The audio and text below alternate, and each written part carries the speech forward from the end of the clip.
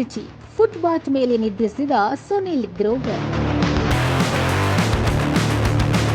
Cinema ಮಂದಿಯ ಆಡಂಬರದ ಜೀವನ ಶೈಲಿ, ವಿಲಾಸಿ ಕಾರುಗಳು, ಬಂಗಲೆಗಳು, ಫ್ಯಾಷನ್ ಉಡುಪು, ಸ್ಪೈಸಿ ನಾನ್ ವೆಜ್ ತಿಂಡಿ, ಫಾರಿನ್ ತೀರ್ಥ ಸೇವಿಸಿಕೊಂಡು ಐಷಾರಾಮಿಯಾಗಿ ಬದುಕನ್ನ ನಡೆಸಿಬಿಡ್ತಾರೆ ಅಂತ ಅಂದುಕೊಂಡಿರ್ತೇವೆ.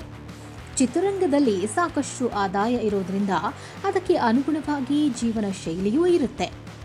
ಆದರೆ ಬಾಲಿವುಡ್ ನಟ ಕಾಮಿಡಿಯನ್ ಸುನಿಲ್ ಗ್ರೋವರ್ ಇದಕ್ಕೆ ಸಂಪೂರ್ಣ ತದ್ವಿರುದ್ಧ.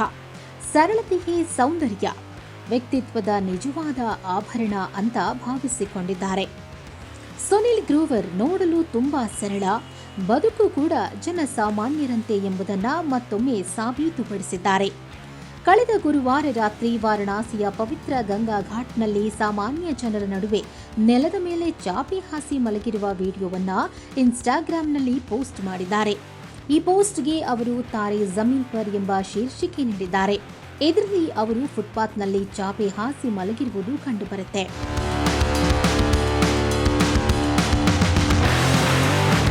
ಸಾಮಾನ್ಯ ತೀರ್ಥಯಾತ್ರಿಕನಂತೆ ಸುನಿಲ್ ಪಾದಚಾರಿ ಮಾರ್ಗದಲ್ಲಿ ಮಲಗಿದ್ದಾರೆ. ಈ ವಿಡಿಯೋ ಸಾಮಾಜಿಕ ಮಾಧ್ಯಮದಲ್ಲಿ ವೈರಲ್ ಆಗಿದೆ. ಈ ವಿಡಿಯೋದ ಬ್ಯಾಕ್ಗ್ರೌಂಡ್ನಲ್ಲಿ ಜೈ ಕಾಲ್ ಮಹಾಕಾಲ್ ಸುಶ್ರಾವ್ಯ ಭಕ್ತಿ ಗೀತೆ ಕೇಳಿಬರುತ್ತಿದೆ. ಇದನ್ನು ನೋಡಿದ ಅಭಿಮಾನಿಗಳು ನೀವು ಅದ್ಭುತ ಎಂದು ಕಾಮೆಂಟ್ ಮಾಡ್ತಿದ್ದಾರೆ.